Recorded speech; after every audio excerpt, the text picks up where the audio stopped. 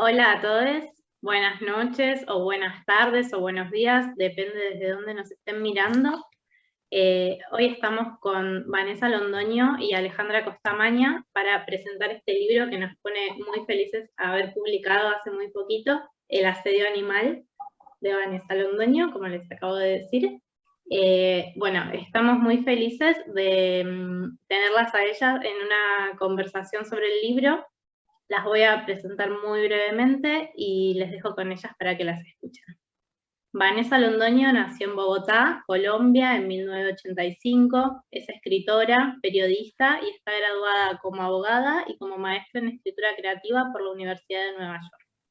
En 2017 ganó el premio de literatura Aura Estrada en la Feria del Libro de Oaxaca y el premio Nuevas Plumas de Crónica Periodística en la Feria del Libro de Guadalajara. Su trabajo se dio a conocer en numerosas publicaciones y El asedio animal es su primera novela. Alejandra Costamaña nació en Santiago de Chile, publicó libros como En voz baja, Ciudadano en retiro, Cansado ya del sol, Dile que no estoy, Animales domésticos y El sistema del tacto, y ganó premios como el Juegos Literarios Gabriela Mistral, el Altazor, y fue finalista del premio Planeta Casa de América y del Herralde. Bueno, después de tantas palabras y tantas presentaciones, chicas, las dejo para que podamos escucharlas. Y otra vez les agradezco un montón estar acá y agradezco a todos quienes nos estén escuchando. Bueno, hola Vanessa, hola a todos los que están, todas y todos los que están allá atrás, no sabemos a dónde, pero allá atrás. Para mí de verdad es un honor presentar el asedio animal, que espero que muy pronto también cruce la cordillera y llegue acá a Chile. Eh, Antes de conversar con Vanessa, yo quisiera hablarles un poco del libro para quienes nos están escuchando, y para poder de pronto hacer un acercamiento previo a la conversación, adentrarnos un poco en la escritura y luego poder ir profundizándolo en el diálogo. Eh, bueno, eso, primero, hola Vanessa y muchas gracias por la invitación, a Eterna y a ti a estar aquí contigo. Hola Alejandra, muy feliz de estar acá y sobre todo muy feliz de estar compartiendo este acá y este allá contigo. Bueno, lo primero que yo diría quizás del asedio animal es que este es un libro bastante singular en su estructura. No es un libro que apueste por el despliegue de unas acciones que van progresando dramáticamente hasta llegar a un clímax y luego un desenlace redondito que se revela al final, que es redoble de tambores y todo eso, no. Incluso diría quizás que esta es una novela que se revela un poco al estatuto de novela tradicional, que pone en tensión un poco esa forma. Y es por lo mismo una novela que todo el rato está desplegando como tentáculos que van hacia distintas direcciones. Si quisiéramos verlo quizás de una forma podríamos decir que es una novela integrada por 4 relatos, ¿no? Como 4 especies de relatos o capítulos, pero que al mismo tiempo se van encadenando, no solamente por la línea argumental y por la ambientación en un pueblo que podría corresponder al Caribe colombiano, pero que también podría ser cualquier otro rincón de América Latina, algo que después de lo que quiero que hablemos, pero también por la sucesión de violencias que los recorre y sobre todo por un lenguaje que todo el tiempo parece estar debatiéndose con aquello indecible. Lo que hay acá, yo diría que es un territorio que está integrado por cuerpos de distinta índole, en disputa todo el tiempo con la memoria y con el olvido. O sea, son cuerpos mutilados muchas veces, son seres desplazados, hay un paisaje que aparece como un personaje más también, una tierra igualmente violentada por el ser humano y que se revela también a su modo. Y la letra, la palabra, acá es también un elemento que aparece como un cuerpo avasallado. Entonces yo diría que hay como una suerte de un coro de voces que reúne a lo humano y a lo no humano en esta experiencia del asedio. pero también en la búsqueda del deseo. Creo que eso es importante decir, porque hay cuerpos, a pesar de la violencia, o justamente como contrapunto a la violencia, hay cuerpos gozosos que se van superponiendo, o que van buscando vías de escape a ese horror dominante. Y eso lleva también aparejado, como decía antes, un lenguaje, una sintaxis que necesariamente sale de la lógica hegemónica con la que hemos asimilado la historia de la violencia, especialmente en nuestra región. La novela todo el tiempo parece estar diciéndonos que no es posible narrar el horror con el lenguaje del horror, que hay una belleza quizás semejante, pienso yo, a la imagen de un acantilado, ¿no? Una especie de vértigo que nos atrae, pero que al mismo tiempo nos estremece y nos aterroriza. Yo hace poco veía un cortometraje chileno, Bestia, que fue finalista de los Oscars de este año, y que narra con la técnica de animación de stop motion la historia de una de las torturadoras más feroces de la dictadura de Pinochet. Y se trata de una mujer que vejaba sexualmente a las prisioneras políticas con perros adiestrados. Y me pasó que al leer, o diría, al releer en realidad ahora El asedio animal, porque lo había leído en su primera versión mexicana con Almadía, pero al leerlo ahora de nuevo pensé que la operación y la discusión estética, que está tanto en ese cortometraje que menciono, Bestia, como en El asedio animal, tienen puntos en comunes. Y ahí pensaba en una entrevista a una de sus realizadoras que decía, a mí me gustan mucho los contrapuntos en general, porque si no, es como juntar azúcar con azúcar. Una siempre trata de buscar esa contradicción. Y de alguna forma yo siento que es algo que pasa acá en Asedio Animal, en el Asedio Animal que nunca junta ese azúcar con el azúcar, ¿no? O sea, siempre está habiendo ese contrapunto permanentemente, en la lengua, en las historias, en la mirada, en los distintos planos del libro. Y, y yo quisiera ahí citar la primera página del Asedio Animal, unas 3 líneas que dicen: la literatura, pienso, está en el acto de restituirles vitalidad a los miembros cortados y en contar las historias de los cuerpos que persisten en recordar las partes mutiladas y sus fantasmas. Y ahí yo diría que vemos el tema de la memoria nuevamente como un eje, y también el de la necroescritura, ¿no? Como diría Cristina Rivera Garza, vinculada con la producción textual que surge en estos contextos de violencia contemporáneos. Pero vemos puntualmente el asunto de la mutilación, que es algo que también quisiera que después mencionáramos, porque quiero detenerme, ya con esto voy terminando, pero un segundo en uno de los personajes del libro, no estoy haciendo ningún spoiler, porque justamente este libro es a prueba de spoiler, porque no apuesta por la sorpresa final, como decía al inicio, sino más bien con cómo se va construyendo esto. Entonces no hago un spoiler cuando digo que hay una persona a quien se le cortan la lengua. Y yo pensaba todo el tiempo en que es inevitable hacer una referencia, o a mí se me viene, no sé si estuvo presente, si la pensaste, Vanessa, estaba ahí dando vueltas, pero a Filomela, ¿no? que es la mujer de la mitología griega, a la que es violada por el esposo de su hermana, y que justamente le cortan la lengua, y ella busca una forma de encontrar un lenguaje para comunicar aquello que le ocurrió. Y yo pensaba que en El asedio animal precisamente asistimos a la historia de esta mujer que logra transmitir su relato casi en una lengua a otra.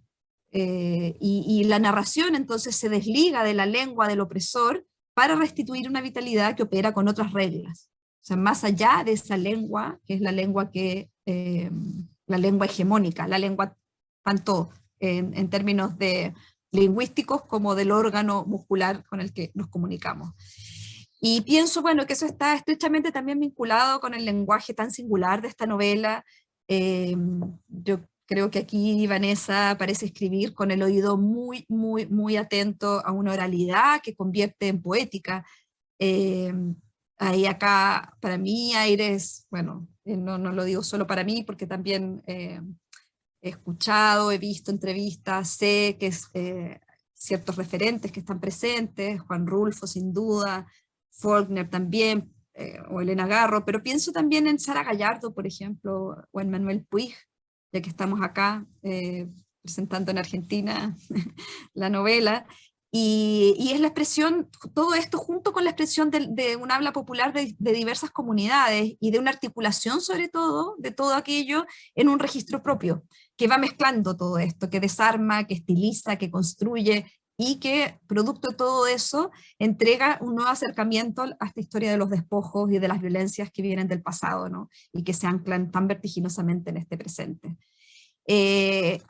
Bueno, hay varios momentos en los que aparece la memoria casi como un personaje, y yo quisiera como citar tres fragmentos que me parecen como relevantes para abrir quizás la primera pregunta, el primer punto sobre la memoria, y bueno, son como fragmentos de distintos espacios dentro del libro. El primero dice: aquí he aprendido todo lo que me condena, todo lo que me incapacita y todo lo que me hace querer vivir para olvidar, porque a veces me parece que recordar es saberse sobre todo abandonado y que las facciones de la cara se escurren cuando pierden la memoria de lo que registran. Después, un segundo fragmento dice: tengo la sensación de que siempre que pasa algo importante llueve, pero a veces me pregunto si lo que sucede, en cambio, es que el acto de recordar desencadena una especie de lluvia sobre la memoria, y que por eso las imágenes se nos devuelven siempre difusas, como vistas en un cristal empañado. Y la última, que en realidad debió ser la primera porque está antes en el libro, pero dice: mientras conversaban, yo trataba de establecer la legalidad de esa memoria, de compartir mi historia con esa frágil realidad suya que se exiliaba de todo sentimiento, de evitar que el nombre de mi madre se convirtiera en un simple recuerdo para ellos, repetido y confuso, como si fuera una tragedia de segunda mano. Bueno, lo dejo hasta ahí también un poco para que se empaparan. Quería leer esto de cómo, cuál es el sonido del libro, y entonces quería partir, querida Vanessa, con este asunto de la memoria, de su fragilidad, y sobre todo de esta idea que quizás se puede desplegar de ahí, como pensar que a veces en el libro el ejercicio de recordar se vuelve casi más importante que la materia del recuerdo mismo.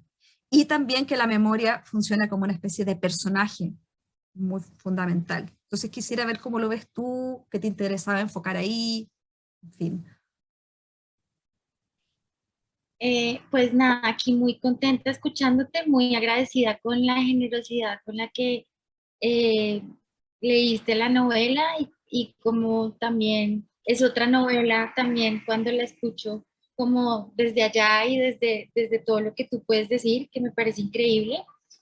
Y bueno, para empezar, quisiera decir que eh, en- hay un tema que mencionas que es la ausencia de una cronología y de cómo hay un espacio que no está gobernado por unas leyes cronológicas, que yo creo que ahí, y me encanta, digamos, este puente que estamos tejiendo, porque también siento que en el sistema del tacto hay un territorio que uno va avanzando hacia muchas temporalidades, ¿no? Y que se abre hacia caminos muy difusos, y que andar un mapa también es andar distintos relojes, y eso me encanta porque yo creo que esta novela también, El asedio animal, es un territorio que avanza también hacia distintos relojes.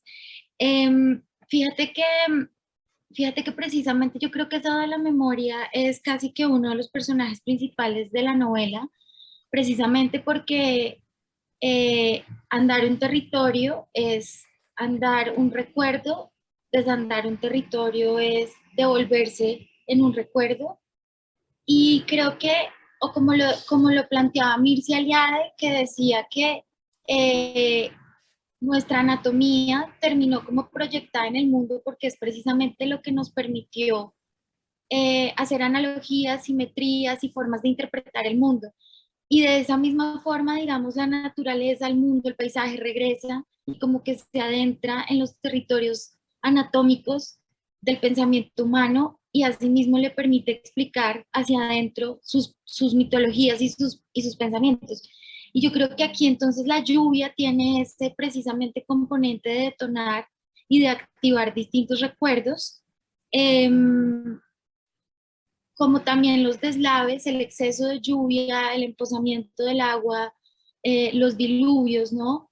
Eh, Eso que es también tan latinoamericano por ausencia de políticas públicas, tienen ese gran componente de la desmemoria, de borrarlo todo.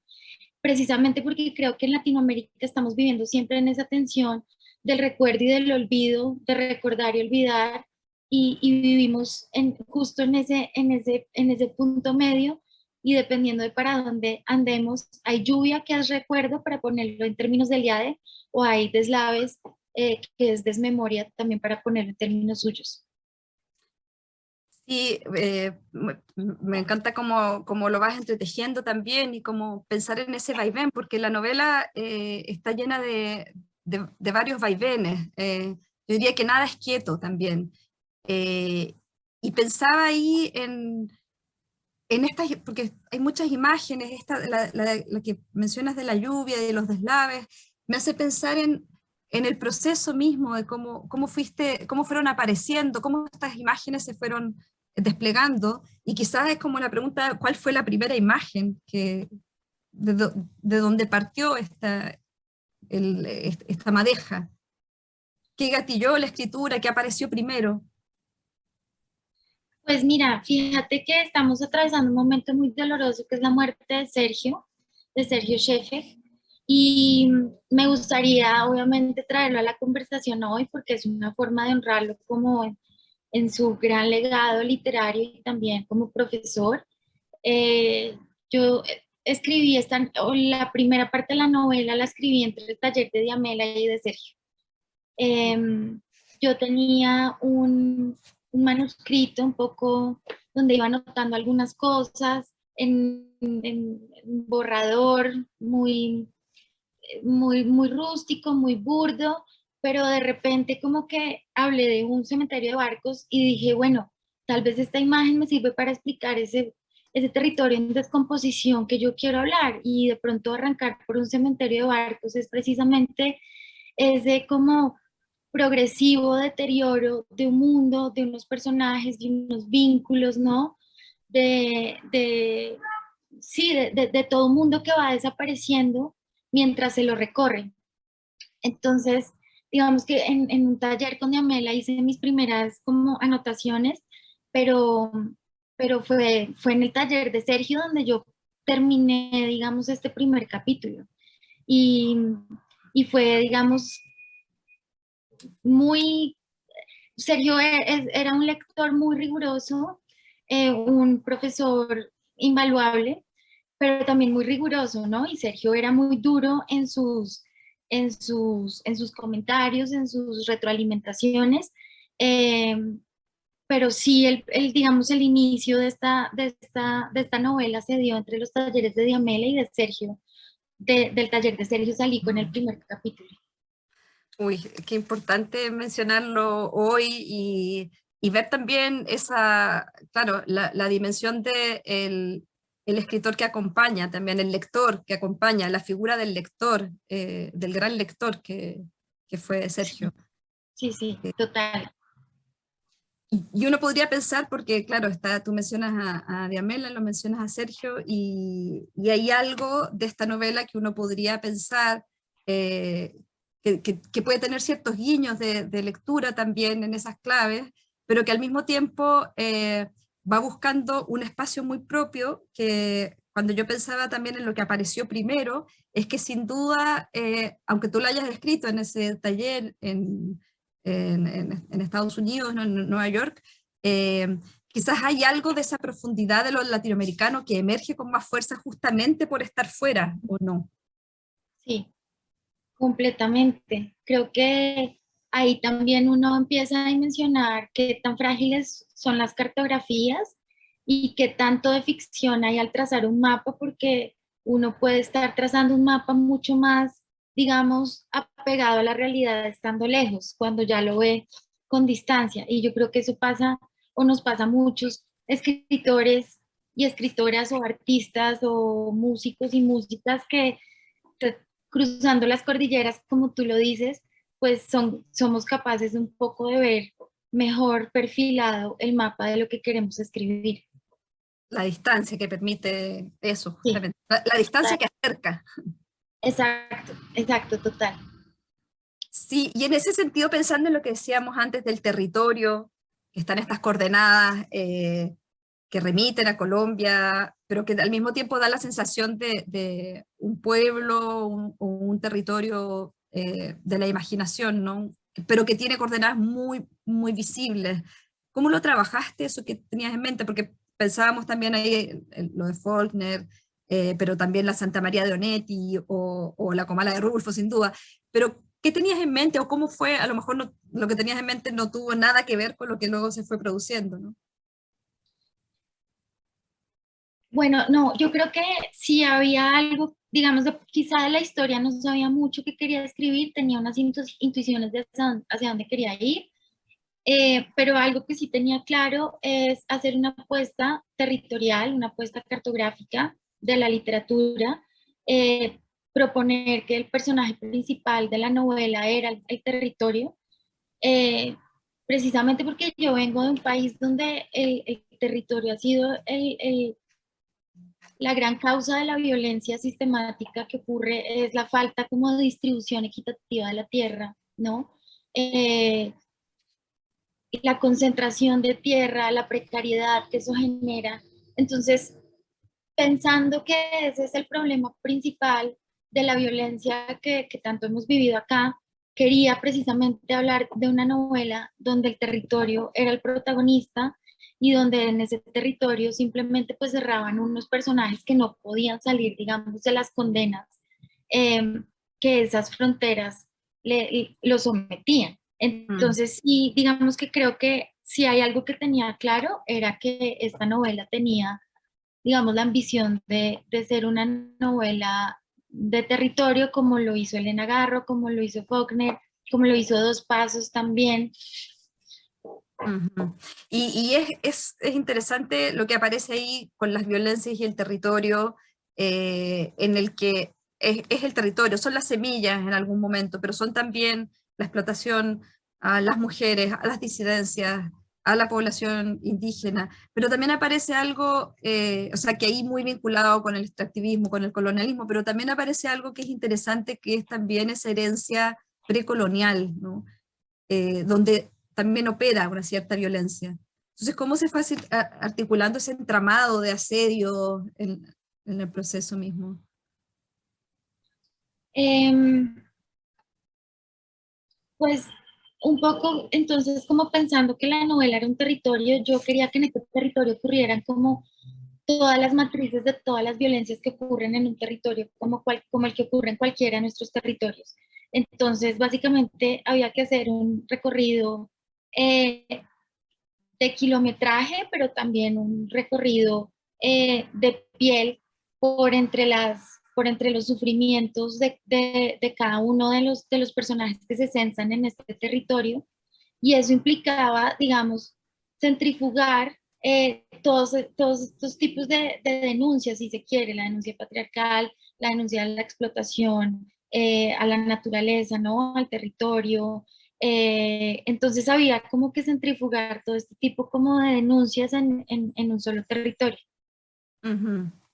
Sí, y pensaba ahí, porque una de las violencias que yo mencionaba cuando en la primera parte, el tema de la mutilación, también ahí hay unos sentidos bien singulares con eh, las, las partes mutiladas de un cuerpo social también, ¿no? Como el habla, justamente lo que decía, es como no la necesidad de crear un habla otra, una lengua otra, para justamente contar la historia desde otro lugar. O lo mismo ocurre con las piernas, o en fin, es como hay algo ahí muy significativo en cómo estos cuerpos siguen adelante de alguna forma a pesar de estos asedios, como ahí hay como casi un impulso vital que tiene que ver con esa primera línea que decía yo al inicio: la literatura está en el acto de restituirle vitalidad a los miembros cortados, ¿no? Me gustaría que habláramos un poquito de eso. Pues bueno, yo creo que hablando de las cronologías que no existen en esta novela como una sucesión de hechos, sino que cada personaje va viviendo una cronología propia de acuerdo a la intensidad del recuerdo, que es el recuerdo también de los miembros que se pierden en cada una de las historias. Y al final hay una mujer que recorre ya no la geografía, sino que va recorriendo las historias de los demás personajes y cuya salida es quizás tener un delirio en el que va recuperando los miembros de los demás personajes, casi que los va recolectando y los va como eh, incorporando a su propia anatomía. Y me parece que es precisamente lo que estás diciendo de una memoria colectiva. Hay un cuerpo colectivo que pierde, pero también hay un cuerpo colectivo que se restituye en la medida en que hacemos memoria, recordamos y no dejamos que el olvido sea esta fuerza inconmensurable que lo borra todo. Entonces, en la medida que el cuerpo recuerda y que nosotros recordamos también las pérdidas de los otros, pues sí se forma una memoria colectiva que es el cuerpo de este territorio colectivo en el que todos habitamos. Sí, ese último capítulo, no sé si tú lo llamas capítulos, hablas de capítulos. O parte, o parte de un cuerpo. Sí, justamente también, ¿no? Parte de un cuerpo. Bueno, la última parte, que esta especie de como de recapitulación de todas las historias, yo me preguntaba también cómo había aparecido eso, si, porque justamente hay una alteración de la cronología en todo el libro, lo que hemos dicho, pero también en el proceso mismo de escritura, el libro supongo que no tiene una escritura lineal tampoco, o sea, el proceso mismo. Entonces, cuando aparece este final, aparece como una necesidad, digamos, hacia el final, o aparece hacia el medio, estaba ya en tu cabeza antes. Eh, sí y no. Fíjate que aquí también en esta respuesta tendría que pensar en distintos planos en que se producen las cronologías y las ideas también. Em, Cuando empecé a escribir en la última parte del libro, sí, pues estaba muy perdida de qué solución le iba a dar al libro porque no entendía. Digamos que pues siendo mi primera novela, pues obviamente fue un ejercicio muy difícil, yo no sabía a dónde iba, estaba perdida dentro de este territorio. Y bueno, de un momento a otro pensé, claro, esta mujer tiene que desandar los pasos de los demás o los pasos que no pudieron dar y tiene que desandar los vínculos que dejaron los demás rotos y sin solución. Pero también tenía muy claro algo que, que me impactó mucho y que quizá estaba desde el principio de este libro y que quizá estuvo desde siempre ahí, como diría Elena Garro, los recuerdos del porvenir, en el futuro siempre está el pasado. Y pensé en Mohamed Bouazizi, que es este vendedor ambulante que desató la primavera árabe, que es un vendedor ambulante al que la policía lo asediaba permanentemente y un día que ya le decomisó las verduras que vendía, se inmola y se prende fuego.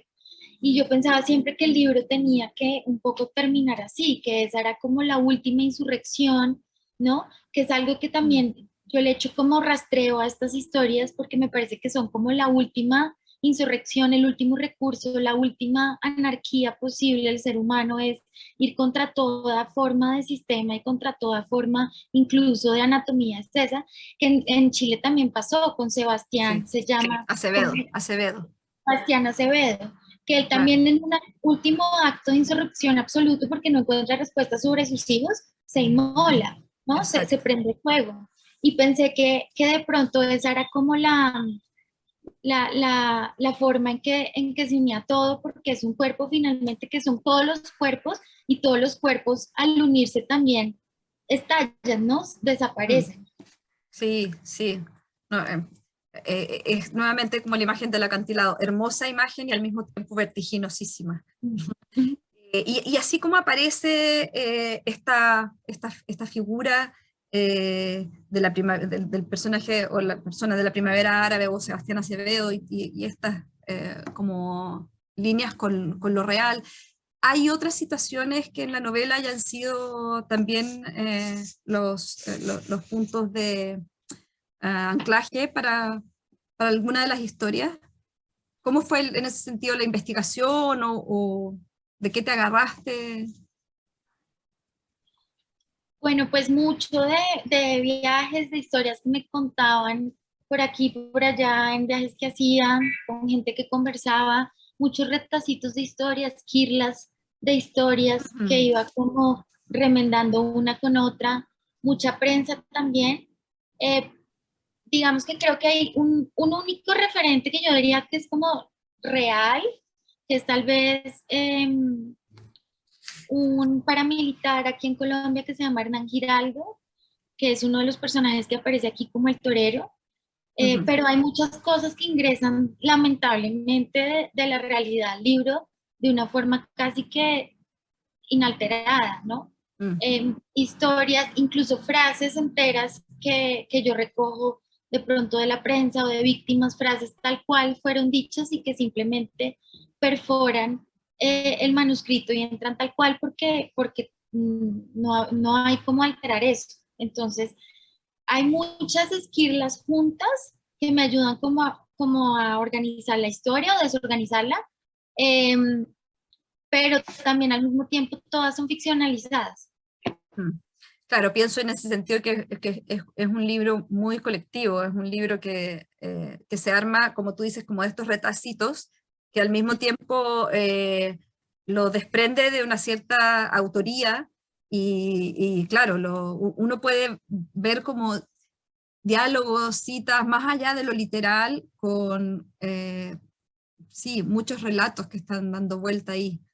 Y me gusta, y aquí quisiera como pasarme también al asunto, más allá de las historias, es los registros, o sea, de los referentes en personajes o en asuntos puntuales, noticias, es los registros también que confluyen. Yo me decía antes como este registro de la oralidad, pero también un registro más lírico, que están siempre como ahí contraponiéndose o dialogando también. Y quisiera leer un fragmento bien cortito para ejemplificar algo que me parece muy bello y hacerte una pregunta sobre eso. Eh, dice en un momento el personaje que es castigada por usar unas botas de hule, ¿no? Y que de acuerdo al orden primordial, entre comillas, las mujeres de esta comunidad deben ir descalzas. Entonces ella ha infringido aquello. Y esta es un poco como su defensa. Y dice, el sol, ay, a ver, de pronto, Vane, si lo pudieras leer tú ese fragmento, que yo tengo acá en la página marcada, pero de la otra edición, que es la 29, pero ¿La 29? 29, sí, 29. Em, El sol el, este no calienta, eso. el sol este no calienta, bueno, perdón, el sol este no calienta malo, bueno, no, todo se calienta. Él no dice, voy a calentar nomás este bueno, no, malo también, puede ayudar. Le seca camisa, le seca potreros, lo mismo. Tenemos que pensar cerca del pensamiento del sol. Cargamos la cabeza, grabado a cabeza, ¿no es cierto? No dice, usted use zapatos, este no. No, eso no dice. Lo marido ya no es gente de yuca, ya no es gente de plátano, ya no es gente de agua. Lo marido dice, hay que trajar las yuntas. Lo marido dice, hay que caminar. Pero lo marido tiene zapatos y lo marido no es como el sol. Lo marido dice, ustedes van descalzas. Es lo mismo que si el sol dijera, ustedes van frías. Eso no dice el sol. Ese fragmento y parte de toda esa... eh, esos fragmentos de ese personaje a mí me parecen de una belleza extraordinaria y yo pensaba que junto con haber ahí una lengua, ¿no? Con ciertas alteraciones gramaticales y eso también hay como una cosmovisión de fondo muy, muy singular. Y Y me preguntaba cómo habías trabajado ese registro, esa visión de mundo, si surge justamente a partir de lo que decíamos antes, como conversaciones o escuchas de comunidades, o es una mezcla entre documentación, imaginación. ¿Cómo elaboraste, cómo fuiste elaborando esos registros? Bueno, pensando también que esta es una novela de territorio, la primera conclusión a la que llegué es que también tenía que tener censos de distintos registros de la lengua y tenía que ser, digamos, muy heterogéneas las distintas hablas porque precisamente estábamos hablando de un territorio que centrifugaba muchas visiones del mundo y por ende muchas lenguas en las que se expresan esas distintas visiones del mundo. Eh, de pronto tal vez no subordinadas necesariamente al castellano, sino que apropiado a un castellano. Y eso, no sé cómo será en Chile, yo supongo que se da un fenómeno igual, y es que hay distintas comunidades cuya lengua materna y cuya lengua primordial, pues son sus propias lenguas territoriales y que aprenden el español como segunda lengua y para hablarlo, pues han intervenido el castellano. Y aquí en Colombia pues pasa mucho y yo dediqué mucho tiempo también a escuchar en muchos viajes, digamos, que me parecía un uso muy plástico del castellano, como venía desde otra cosmovisión y como desde otro lugar de enunciación, ese castellano cambiaba completamente, era otra cosa muy linda y muy diferente. También mucho registro como escrito de las pocas, hice una investigación sobre todo aquí en Colombia hay una digamos, independencia territorial que nosotros denominamos jurisdicción indígena, donde hay, digamos, unas propias ordenanzas, unas propias formas de administración, de gobernanza territorial, y ha habido unos trabajos donde se ha como recopilado las sentencias como resultado de la operación de los sistemas jurídicos que cada uno tiene. Entonces, también estudiando estos pocos registros que existen escritos, fue que entendí de pronto cómo se articulaba. Claro que obviamente esto, digamos, tiene un trabajo como de muchas alteraciones del castellano venido de castellanos territoriales muy distintas, pero logré como encontrar una forma, armar una sintaxis que fuera como de ficción, pero que de pronto espejara un poco las distintas formas de ese castellano y a partir de ahí como que construí esa forma de habla pues que quedó ahí como concentrada. Sí, y eso me hace pensar también en que tanto este personaje como otros que están ahí, que da una sensación de estar escuchando voces, más que personajes, quizás es como un coro de voces, ¿no? Sí, total, son como fantasmas, en últimas no hay personajes, sino como que hay fantasmas que pasaron y quedó como de pronto el registro del habla de alguien Claro. que pasó. Sí, y ahora que lo dices también, y mencionabas antes lo de la lluvia y Rulfo, hay algo, un territorio ahí muy pariente de Rulfo, pero también yo pensaba no solamente en Pedro Páramo, sino en un cuento que me gusta mucho de Rulfo, que es que somos muy pobres. Y pensaba entonces en eso, ¿no? Como en esa presencia de esa crecida del río, que es el desborde y que es la perdición para la tierra y para los habitantes, para Tacha especialmente. Todo el tiempo se me aparecía al leer el asedio animal, ¿no? Fíjate que justo en Colombia hubo un deslave muy grave, un desbordamiento muy grave en Mocoa, y eso fue como en 2018 tal vez, o 2019, no recuerdo. Y exactamente a un año después se desbordó una represa acá frente a la cual hubo mucha oposición de los y las campesinos, ¿no? De quienes habitaban ese territorio. El río obviamente con toda su violencia recuperó su cauce y generó un desbordamiento y una inundación gravísima, muchas víctimas. Y yo, pues de alguna forma quise poner eso en la novela y después como que, después pensando, ¿no? Me acuerdo de Rulfo, pero también al poco tiempo de haber terminado leo a Fernanda Melchor y ella también habla de un deslave y pienso que sí es un referente como de la mitología literaria latinoamericana, pero también lo es desgraciadamente porque pasa todo el tiempo. Entonces es inevitable no como construir con eso. Sí. Claro, por las precariedades también en las que habitamos y la depredación y el extractivismo y en fin, es como que ahí está todo. Pensaba que justo estos días en Chile que estamos discutiendo la nueva constitución ha estado también muy presente el tema de los derechos de la naturaleza Sí, y es impresionante también la resistencia que eso genera. sí. Entonces, veía en tu libro un poco pensar en el río, justamente, en las aguas, también como un sujeto más un actante, que va un poco como de tú a tú con la humanidad. Sí, es un ser finalmente que tiene un que debe ser reconocido con su estatuto de derechos y como dice en el libro de Yasnaya, ella cita a Barry López y dice, es que cuando conozco un territorio lo conozco como a un ser humano y espero ver sus distintos rostros y su carácter, ¿no? Y su furia y su violencia, pero también su ternura. Es que el territorio y la naturaleza en el fondo es como conocer también a otro ser, humano o no humano, pero que tiene toda esa dimensión y toda esa profundidad.